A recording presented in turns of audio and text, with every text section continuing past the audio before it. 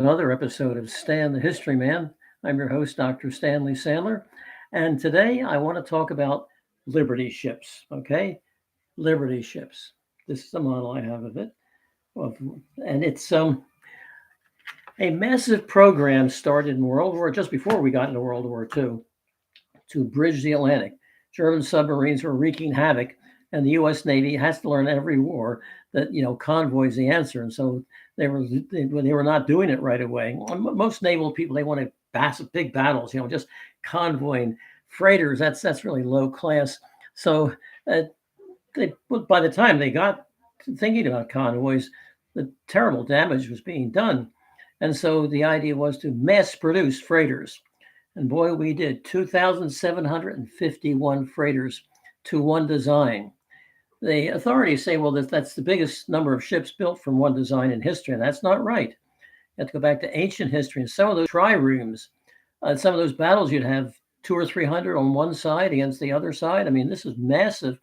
And basically, the triremes were of the same style. But anyway, they were built cheaply. They said, run off by the mile and cut off by the yard. Okay, it was an old English design. It may have gone back to World War One.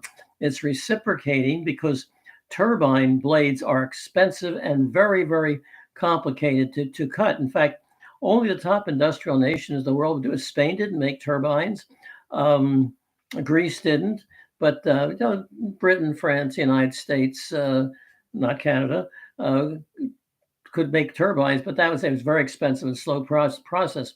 So they used reciprocating engines, which were cheaper, and they also determined there was not to be any curved lines. I don't know if you can see it from the model itself, but it's all straight lines. Okay, and again, that was cheaper than having to bend the metal, by hot furnaces and so on, which can be done in a few spots, but basically it was one flat plate riveted or welded rather to another. Now that's important. Welding is a lot faster and I believe cheaper also. But the problem was welding, you have to know what you're doing. And they had a lot of shipyard workers who didn't know one end of a ship from another, but were hired because the war is on. And a number of these ships actually cracked, broke in half, especially in cold weather because of this. However, on the other hand, well, I should point out that I believe 277 were sunk during the war. I mean, this was serious business, and they figured if they could make a Liberty ship could make a round trip, it paid for itself. Okay, now these were armed also, by the way. Maybe you can see some of the guns there. They had a crew of about 12 to 15 sailors who were there to. You see the position in the rear there, the gunnery position there, and then there is some amidships, and then some towards the front, the bow, I should say. Um, so these were wartime ships, and I would say, no question about it, the worst trip they had to make was to Russia. A lot of our guys died on the trip to Russia, uh, providing everything from tanks to spam. I'm being serious. Uh, but we never got a bit of thanks from the Russians. They figured, well, we're paying in blood, you're paying in tanks and spam, so fair trade easily.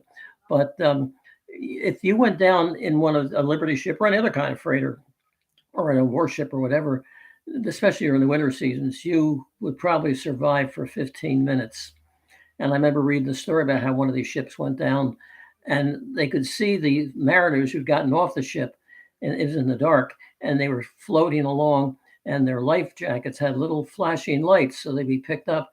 They weren't going to be picked up. They'd be dead by the time they ever got around to picking them up. Not to mention they might have been torpedoed themselves uh, by the U-boats. And also German Condor aircraft, bomber aircraft based in Norway, were attacking the Arctic convoys also. I think it was one of the worst assignments to have in World War II. It was the Murmansk run, the Murmansk and Archangel in the north of Russia, get our supplies to Russia.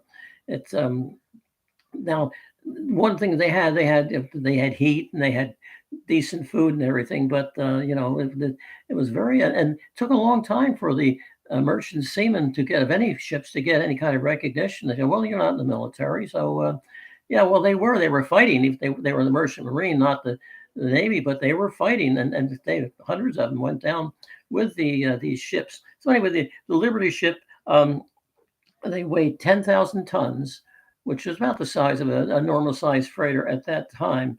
Um, and they, after the war, they kept on going because for the most part they were well built, and for a while they're the largest merchant marine in the United States. Merchant marine in the world was the United States because of the Liberty ships. Now gradually they got out of date, especially with reciprocating engines. But matter of fact, you might be interested to know that I rode on the Liberty ship when we were coming back from Germany after the war in 1948. Our troop ship was a converted Liberty ship, and it was we had nice accommodations. We had cabins of two fathers and two sons, or two mothers and two daughters, to bring military dependents back from Europe, and food was good.